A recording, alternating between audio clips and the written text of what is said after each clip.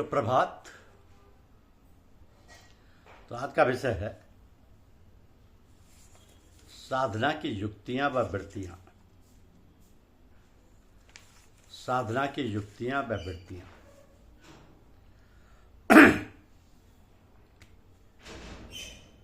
साधना के जो सूत्र हैं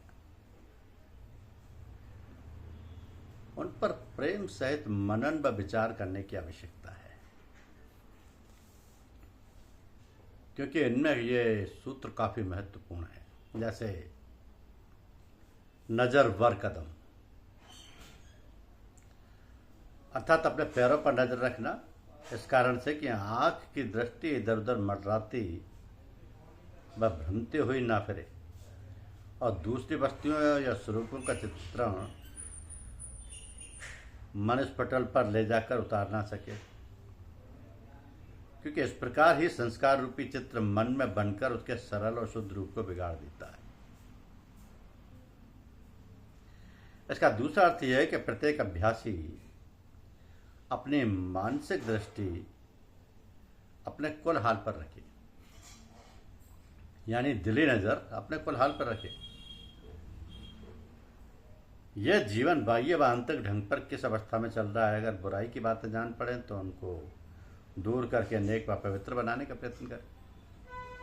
यदि वे नेक व अच्छी हैं तो और अधिक नेक व पवित्र बनाने और उन्नति करने का सदैव प्रयत्न करें। यहाँ तक कि बुरे आचार व विचार तथा बुरे कर्म व गुण, सदाचार व सद्विचार तथा शुभ कर्म व धर्म व शुभ गुणों में परिवर्तित हो जाएं।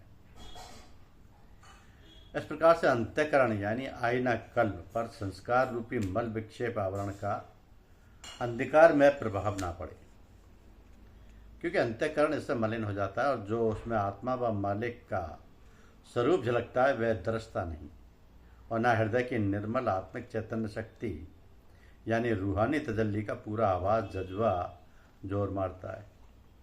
तो मन शुद्ध और साफ होने से अंतःकरण इस प्रकार जीवन को पाक साफ करता है, जिस प्रकार एक आतिशी शीशा सामान्य रूप से अंधेरे स्थानों में चमकता है। दूसरी विधि यह है कि प्रत्येक सांस पर सदैव ध्यान रखा जाए कि कोई सांस अपने ईश्वर के ध्यान से खाली तो नहीं जाती। इस प्रकार मन को एक तरफ लगाने का स्वभाव बन जाएगा और मन की सूरत धार बहिर्मुखी होने के बजाय अंतर्मुखी होकर अंतःकरण पर जमकर या जाकर जम जाएगी और सत्पुरुष के सत्प्रकाश के कदम पकड़कर उससे सीधा संबंध जोड़ लेगी। तो इसी साधन को मुसलमान संतजन होश हरदम कहते हैं। इस तरीके में आंख, जिह्वा और कानों पर बंद लगाए जाते हैं, क्योंकि इन्हीं तीन इंद्रियों के सद जाने या नियमित हो जाने से मन को एकाग्र करने और सुरत शब्द के आंतरिक अभ्यास करने में सहायता मिलती है। तो आंख सब इंद्रियों में राजा है। अगर यह सधी और नीची तथा अपनी ही ओर बनी रहे तो मन पर दूसरी वस्तुओं का ऐसा प्रभाव नहीं पड़ता जो देर तक प्रभावशाली रहे। जैसे आंख के संबंध में ऊपर कहा गया है कि उसी प्रकार जबान को भी काबू में रखना जरूरी है। जबान से बेकार की बातचीत, हंसी मजाक, मखौल तथा बुरे अश्लील शब्दों का प्रयोग नहीं होना चाहिए। मौन अवस्था अच्छी चीज है, परंतु फिर भी बोलना आवश्यक, बातचीत करना मना नहीं है। बहुत जोर से ठट्टा मारकर हंसना और जोर से चिल्लाकर अश्लील तथा अशुभ रूप में बोलना नहीं चाहिए। जुबान से बुरी बात नहीं करनी चाहिए और ना पीठ पीछे बुराई करनी चाहिए, क्योंकि जुबान का संबंध दिल से है। इसलिए बोलचाल की खराबी व गंदगी से अपना ही दिल खराब नहीं होता, बल्कि उसका वैसा ही प्रभाव दूसरों के दिल पर हुआ करता है। आध्यात्मिक साधना में जिह्वा का मुख्य स्थान रहता है। अब सुरुक्ति शब्द का बाह्य रूप भी हो सकता है और आंतरिक भी। तो जबान से नाम का सुमिरन जप कहलाता है, और जप मनोध्यान में किया जाता है। उसमें कभी जबान शामिल होती है, कभी नहीं, तो उसको अजपा जप कहते हैं। यह सुमिरन या जप 3-4 प्रकार से किया जाता है। केवल जबान से यानी जिक्र लसानी, जबान और दिल से यानी जिक्र लसानी व ख्याली, केवल दिल अर्थात ख्याल से जिक्र ख्याली, और केवल हृदय से जिक्र कल्बी। तो मन का सुमिरन ख्याल की जबान से होता है और उसमें एकाग्रता व ध्यान उसी प्रकार से होता है, परंतु हृदय का सुमिरन जिक्र कल्बी यानी हृदय की जबान से ही होता है। जबानी सुमिरन मानसिक या दिली सुमिरन ध्यान रूप से खिंचकर या उत्थान करके सुरत रूप में हृदय के सुमिरन रूपी शब्द में जाकर मिल जाता है। तो यहाँ पर हृदय में आत्मा की सत्ता का सत्य प्रकाश रूपी शब्द निरंतर स्वयं हो रहा है, जिसका संबंध सीधा भंडार ध्रुपद तक सदा ही रहता है। अतः यहीं से सुरति शब्द का मार्ग आरंभ होता है। और दृष्टि बहुर्मुखी होने की अपेक्षा अंतर्मुखी होकर ध्यान में इस सूरत के संग हृदय में जमी रहे। कान बहुर्मुखी ना होकर अंतर्मुखी होकर उस प्रकार हृदय पर लगे रहे और जुबान की नोक तालू से लगी रहकर उसी हृदय में के शब्द में मौन हो रहे। तो हृदय का अंतरंग शब्द अपने पैंग में ऊपर के ब्रह्मांड के स्थानों में, फिर उसके परे सत्यलोक व ध्रुव पद तक स्वयं ही पहुंचा देता है। शिष्टाचार व सभ्यता यानी कि आदाब व तहजीब, अंतरंग व बहिरंग बहुत आवश्यक है। गुरु नानक जी का भी इस विषय में इस प्रकार कथन है कि 3 बंद लगाकर सुन अनहद टंकोर, नानक सुन समाधि में, नहीं सांझ नहीं भोर। तो आध्यात्म मार्ग में आत्म भाव का दर्शन या आत्म भाव दर्शन का मार्ग कहते हैं, जिसकी चाल व तरक्की अंतर्मात्मा के साथ है, जहाँ सांसारिक व मायावी जज्बात व विषय तथा वासना आनंद आदि का लेस मात्र भी संबंध नहीं रहता। सुरति शब्द अभ्यास में जितना अंतर में ध्रुपद की ओर चढ़ाई जाती है, उतना ही बुद्धि निर्मल होती जाती है। सुसुप्ति समाधि यानी अहदियत व फनाइयत व शून्य व महाशून्य, फनाइयत की अदम व अदमो लदम की कैफियतें इत्यादि के गुजरने पर आत्मिक उड़ान का एक पर या बाजू तैयार होता है। इसके पश्चात परमात्मा मालिक कुल की गुप्त कृपा की सहायता से काम बनता है, क्योंकि आगे गम नहीं और ना ये कहा जा सकता कि ज्ञान यहाँ पर निरीह ज्ञानता यानी जुहल मुतलक में परिवर्तित हो जाता है। ये कृपा भी वहाँ पर सद्गुरु की तवज्जो व कृपा से प्राप्त होती है। इस ऊपरी मार्ग व सफर को धारण करने के लिए कुछ बातों और युक्तियों की आवश्यकता रहती है, जिससे अपने मन यानी नफ्स को भी खाली या अनियंत्रित होने ना दिया जा सके। वह मानसिक व हार्दिक वृत्तियों की रोकथाम की युक्तियाँ, विधि जिससे वृत्तियाँ अंतर में उत्पन्न ना हो सकें और दिल या अंतःकरण पर पड़ ना पाएं। मुसलमान संत इस युक्ति को निगहदाश्त कहते हैं और वृत्तियों को खतरात कहते हैं। तो ये जो वृत्तियाँ हैं यानी खतरात हैं, ये अंतर में अचानक हृदय पर टपकती हैं और 4 प्रकार की होती हैं। पहला ईश्वरी यानी खतरात रहमानी, दूसरा दैवीय यानी खतरात मलकी, तीसरी मायावी यानी खतरात नफसानी, और चौथी आसुरी यानी खतरात शैतानी।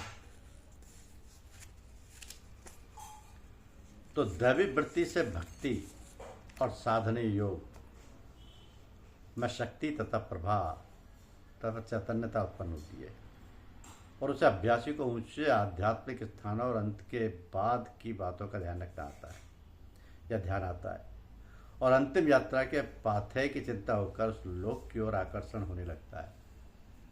तो संतों ने एक प्रकार की वृत्ति या खतरा या और भी बतलाई है, उसको आत्मिक वृत्ति यानी खतरा रूहानी कहते हैं। उसकी विशेषता यह है कि इससे हृदय में नया संस्कार होते ही शांति प्राप्त होती है। दैवी तथा आत्मिक वृत्ति खतरात मलका व खतरात रूहानी में बहुत सूक्ष्म अंतर है।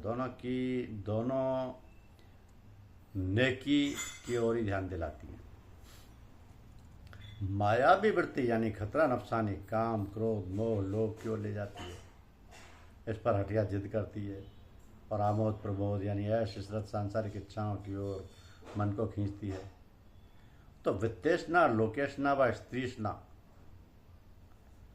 आदि की ओर मन की प्रवृत्ति उत्पन्न करती है।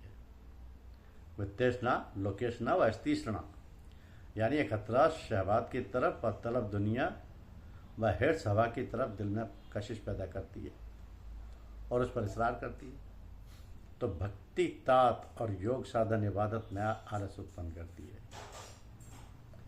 अब आसुरी वृत्ति यानी खतराए शैतानी का काम पापों को बड़ा बनाने अर्थात वृद्धि करने का है, गुनाहों को, और ये पाप कमाने का मार्ग है। और दिल को परोक्ष निंदा, डाह, कुटिलता, परस्त्री गमन, अशुभ कार्य करना, सभ्यता, शिष्टता, व्यवहार शून्यता और इसी प्रकार के बुरे स्वभाव व कर्मों की ओर प्रवृत्त करती है। बुरे और असभ्य स्वाभाविक कर्मों से निर्लज्ज और निडर बनाती है।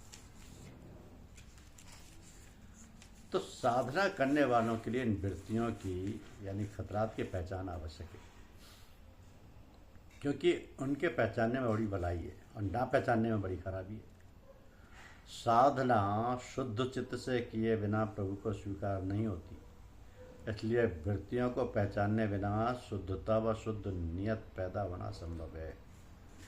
जब कोई इच्छा वृत्ति मन में आए तो अगर वह आत्मिक या ईश्वरीय हो तो उस पर आचरण करना चाहिए और शुद्ध चित्त को दृष्टि में रखना चाहिए। अगर वह इच्छा या वृत्ति मायावी या आसुरी हो तो उसे दूर रहना चाहिए, उस पर कटिबद्ध होना अनुचित है।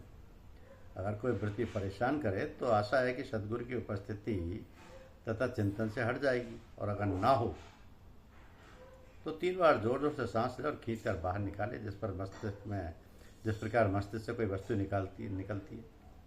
वरना हृदय को जवान के साथ मिलाकर हिम्मत से मन को हृदय पर ले जाकर जिह्वा तथा हृदय दोनों से सतनाम की ध्वनि लगाकर सुमिरन करने में लग जाए। जब भली तथा नेक वृत्ति यानी खतरा खैर से बुरी वृत्ति की तुलना करने की आवश्यकता हो तो ये 4 तराजू तोलने के पल्ले निर्धारित किए गए हैं, जिन पर आप तोल सकते हैं। पहला धर्मशास्त्र यानी शरीयत की तराजू। अगर वृत्ति धर्मशास्त्र में विद्यमान है तो नेकी तथा भली होगी, और यदि धर्मशास्त्र के विरुद्ध हो तो झगड़े की चीज होगी। तो शास्त्र विहित कर्मजन्य धर्म अर्थात शास्त्र द्वारा जो प्रीत है वही धर्म है। अगर इस प्रकार समझ में ना आए तो इस बात को अनुकरण की तराजू पर रखें। अगर उसके करने में सत्पुरुषों का अनुकरण होती है तो वृत्ति नेक व भली है। अगर मन इस प्रकार समझकर घृणा करे कि उसकी तबीयत को उस वस्तु से भय, भ्रांति और ग्लानि होगी तो समझ लेना चाहिए कि भली नहीं है। अगर मन ही उसकी ओर झुके, जैसा कि स्वभाव यानी मेल तवई और प्रवृत्ति में होता है, ना कि प्रभु से आशा पूर्ति की इच्छा से, उस समय यह वृत्ति खतरा यानी बुरी होगी, क्योंकि मन नफ्स अपने स्वभाव व प्रकृति से बुराई की ओर ले जाता है और अच्छाई व भलाई व नेकी की प्रवृत्ति रगवत नहीं कराता है। तो पहली चेष्टा वृत्ति खतरा होती है, अर्थात दिल में पहले कोई विचार या वासना का आना। दूसरी चेष्टा अच्छा स्वरूप अजीमत होती है, अर्थात मन में विचार करना कि उस प्रकार की चेष्टा करे। तीसरी चेष्टा क्रिया स्वरूप फेल होती है, अर्थात उस विचार को क्रिया के रूप में करना। ये उपयुक्त तीनों युक्तियां अभ्यास व आंतरिक साधन के संग मन की दशाओं की सीधी वृत्तियों खतरात की निरख परख की मुख्य बातें हैं, अर्थात मनोगत की परीक्षा ये सभी तरीकत में शामिल है। धन्यवाद।